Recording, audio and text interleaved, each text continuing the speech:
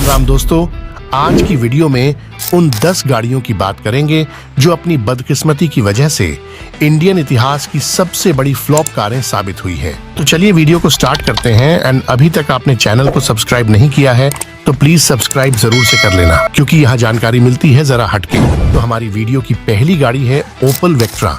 जो एक German manufacture एक लग्जरी सेडान कार रही है जिसमें 2198 सीसी पेट्रोल इंजन ही देखने को मिला। जबकि इस टाइम पेट्रोल की गाड़ियों की तरफ लोग भूले से ही जाते थे, क्योंकि 10 साल वाली वो फाउंडेशन तब नहीं थी, जिसको डीजल इंजन में ना लाके भी कहीं ना कहीं भूल की गई। इस गाड़ी को 2003 में 16 लाख की प्राइस में लॉन्च किया गया, जो आज भी बोरी भर के पैसा माना गया है। तो उस टाइम तो गिने चुने लोगों की गुदरी में ही इतना पैसा था कि इस हाथी को खरीद पाएं। वही हाई प्राइस टैग के साथ ही ना तो गाड़ी माइलेज एफिशिएंट थी, ना मेंटेनेंस वाइज पॉकेट फ्रेंडली, जिसके बाद ट्रस्ट वाइज भी गाड़ी ने अपनी इमेज का कबाड़ा कर लिया, जिसके बाद ये फिर कभी उभर ही नहीं पाई। वैसे गाड़ी फीचर्स वाइज बहुत ही रिच और अट्रैक्टिव रही है, लेकिन लोगों ने इतने प्राइस के साथ ऐसा हाथी पालना ठीक नहीं समझा जो गर्मियों में भी रजाई मांगे, जिसको आखिर 2006 में 3 साल बाद ही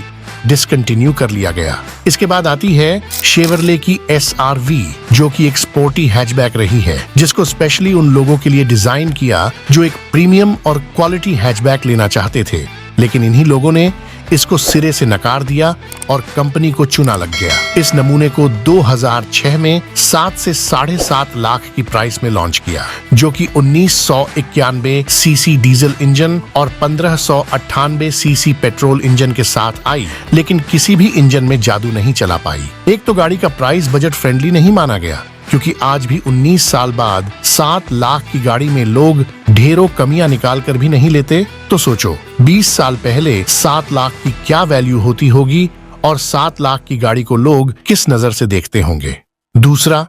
इसका मेंटेनेंस भी बजट में नहीं था, तो माइलेज के हिसाब से 12 से 16 की माइलेज भी सही नहीं देखी गई, जो बिल्कुल भी पॉकेट फ्रेंडली नहीं थी। जबकि शेवरले ब्रांड को लोग इस नजर से देखते थे कि भंडारे के बाहर चोरी हुई चप्पल इन्होंने ही चुराई हो। खैर, ये तो मजाक की बात हुई, लेकिन इस ब्रांड पर ट्रस्ट कभी बन ही नहीं पाया और बहुत से गुणों से लोडेड होते हुए भी ये गाड़ी नहीं चल पाई, जिसका आखिर 2010 में शटर डाउन कर लिया गया। इसके बाद आती है फोर्ड फ्यूजन, जो कि ना नर की कैटेगरी में थी ना मादा की। मतलब ये एक गलत टाइम की क्रॉसओवर थी, जिसने हैचबैक की इज्जत का कबाड़ा तो किया ही, साथ में SUV की भी क्लास लगवा दी। इस नमूने को 2004 में 6 से 7 लाख की प्राइस में लॉन्च किया, जो कि 1399 सीसी डीजल इंजन और 1596 सीसी पेट्रोल इंजन के साथ आई, लेकिन किसी भी इंजन में कमाल नहीं कर पाई, जिसका मेंटेनेंस तो हाई था ही, साथ में माइलेज के हिसाब से भी लेने वालों के लिए आउटगोइंग कॉल थी,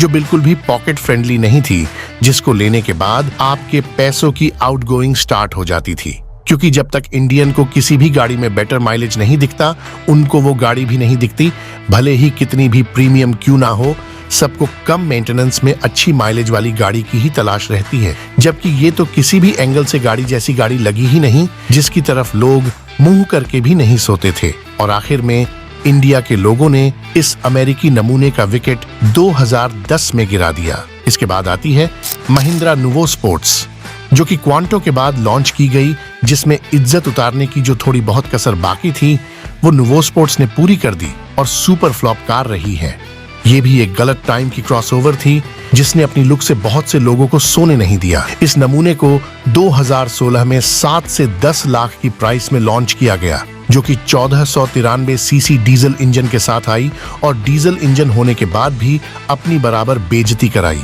जिसके इस बिटोड़े से लुक को लोगों ने घास तक नहीं डाली। जबकि इस गाड़ी का ड्राइविंग डायनामिक्स भी इतना खराब माना गया, जिसके आगे बैलगाड़ी की सवारी भी अच्छी लगी। इस अटपटी गाड़ी ने महिंद्रा की वो बेइज्जती कराई कि BS6 नॉर्म्स के बहाने से गाड़ी को चोरी छुपे 2020 में पीछे के दरवाजे से निकलवा दिया। इसके बाद आती है टाटा बोल्ट, जो कि इंडिका विस्टा प्लेटफॉर्म पर बेस्ड गाड़ी रही है, लेकिन जो रिस्पेक्ट इंडिका गाड़ी की देखी गई, बोल्ट गाड़ी ने उस इज्जत की सारी धोती खोल दी, जिसको अट्रैक्टिव बनाने के चक्कर में अजीब बवाल ही बना दिया जिसका नाम भी सही से शूट नहीं करा। टाटा ने इस जुगाड़ को 2015 में 4.5 लाख की प्राइस में लॉन्च किया, जो कि 1248 सीसी डीजल इंजन और 1193 सीसी पेट्रोल इंजन के साथ आई और दोनों इंजन में टाई फिस हो गई, जिसकी माइलेज तो ठीक ठाक थी, लेकिन गाड़ी वाली वो फील मिसिंग थी जिसके लिए गाड़ी खरीदी जाती है। वैसे ये गाड़ी बजट फ्रेंडली और डिसेंट स्पेस के साथ आती थी, लेकिन उतनी पसंद नहीं की गई कि इंजीनियरों की सही दिहाड़ी निकाल पाए। ऊपर से टियागो को लेकर टाटा भी कुछ ज्यादा ही एक्साइटेड थी कि बोल्ट का छोटा सा बोल्ट तक चेंज करने के मूड में भी नहीं दिखी, तो पब्लिक भी बोल्ट को लेकर कोई खास इंटरेस्टेड नहीं दिखी एंड स्पेयर पार्ट्स जैसे नाम वाली इस गाड़ी को 2019 में मार्केट से गायब कर लिया गया। इसके बाद आती है फोर्ड की मोंडियो,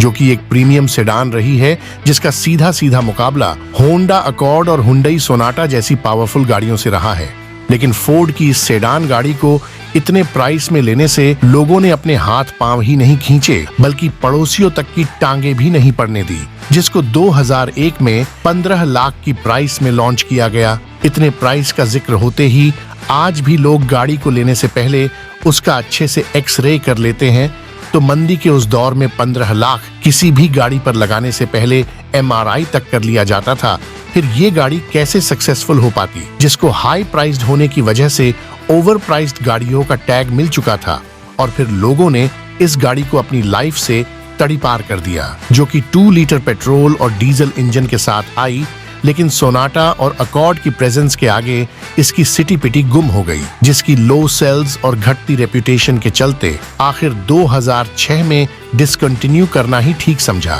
इसके बाद आती है निसान की इवालिया, जिसको 2012 में 9 लाख की प्राइस में लॉन्च किया गया, जो कि इंडिया में आज तक की सबसे बड़ी फ्लॉप MPV कार साबित हुई है, जो एक प्रीमियम और स्पेशियस MPV गाड़ी रही है, जिसका सीधा सीधा मुकाबला मारुति अर्टिगा, रेनोलॉजी और होंडा मोबिलियो से देखा गया। लेकिन इवालिया गाड़ी को लुक वाइज बैंगन सा लुक देकर 7 सीटर गाड़ियों में कंपटीशन की जगह बैंगन का रायता फैला दिया, या सिंपल शब्दों में बोले तो इसका लुक 4 पहियों पर चलता हुआ बिटोड़े से ज्यादा कुछ लगा ही नहीं। भले ही ये गाड़ी काफी प्रीमियम इंटीरियर के साथ आई और अच्छा स्पेशियस भी रही, लेकिन इसको लोगों ने बैंगन से ज्यादा कुछ समझा ही नहीं, जिसको कुछ एक पैसों वाले लोगों के अलावा किसी ने भी खरीदना सही नहीं समझा, जिसकी ना तो लुक अच्छी रही और ना ही गवर्नमेंट के सेफ्टी नॉर्म्स को पूरा कर पाई, जिसको लो सेल्स के चलते आखिर 2015 में निसान बिक्री लाइन से हटा लिया गया।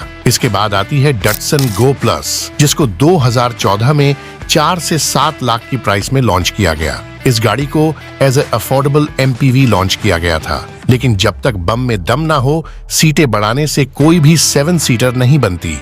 क्योंकि ये गाड़ी डटसन को खींचकर ही 7 सीटर करी गई, जबकि डटसन की दुकान तो खुलने से पहले ही बंद हो चुकी थी। तो इस जबरदस्ती की 7 सीटर को कौन खरीदता? किसी भी एंगल से ये 7 सीटर सेगमेंट की गाड़ी लगी ही नहीं। इससे अच्छा तो कोई भी लोकल मिस्त्री गाड़ी बना सकता है, लेकिन इस कंपनी की ये खुराफात अभी तक समझ से बाहर है, क्योंकि एक पॉपुलर गाड़ी के साथ भी कंपनी छेड़छाड़ करने से पहले 1000 बार सोचती है, जबकि इन्होंने तो पहले से ही फ्लॉप रही गाड़ी पर ही लक आजमाया। ये गाड़ी 1198 सीसी पेट्रोल इंजन के साथ आती थी, जिसकी वैल्यू रोड पर कम और शोरूम पर ही ज्यादा देखी गई, क्योंकि रोड पर जितनी बेइज्जती इस 7 सीटर ने फील की है, शायद ही किसी और 7 सीटर ने की हो,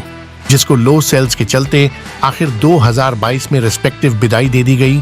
और सस्ती गाड़ी का ये आविष्कार महाफ्लॉप रहा। इसके बाद आती है रेनो की कैप्चर, जिसको 2006 में 10 लाख की प्राइस में लॉन्च किया गया, जो कि एक प्रीमियम SUV गाड़ी रही है, जिसको डस्टर गाड़ी के ऊपर पोजीशन किया गया था ताकि ज्यादा से ज्यादा प्रीमियम कस्टमर को टारगेट कर पाए। लेकिन इस गाड़ी की ऐसी हवा निकली कि इसने डस्टर गाड़ी तक का कलेजा हिला दिया, जिसके बाद डस्टर गाड़ी ने बेइज्जती से बचने के लिए खुद को कैप्चर गाड़ी की फैमिली ID से बाहर कर लिया और अकेली ही मैदान में लड़ती रही। वैसे लुक वाइज गाड़ी काफी अट्रैक्टिव रही, लेकिन क्रेटा गाड़ी इस सेगमेंट में कैप्चर के लिए काल साबित हुई। जिसके बाद कैप्चर गाड़ी कब आई और कब गई, इस पर भी कुछ सालों में शोध शुरू किया जा सकता है। वैसे इस सेगमेंट में क्रेटा गाड़ी वो कोबरा सांप है जिसका कांटा पानी भी नहीं मांगता, तो कैप्चर गाड़ी से उम्मीद लगाना भी बेकार था। जो 1461 सीसी डीजल इंजन और 1498 सीसी पेट्रोल इंजन के साथ आती थी, लेकिन दोनों इंजन में आने के बाद भी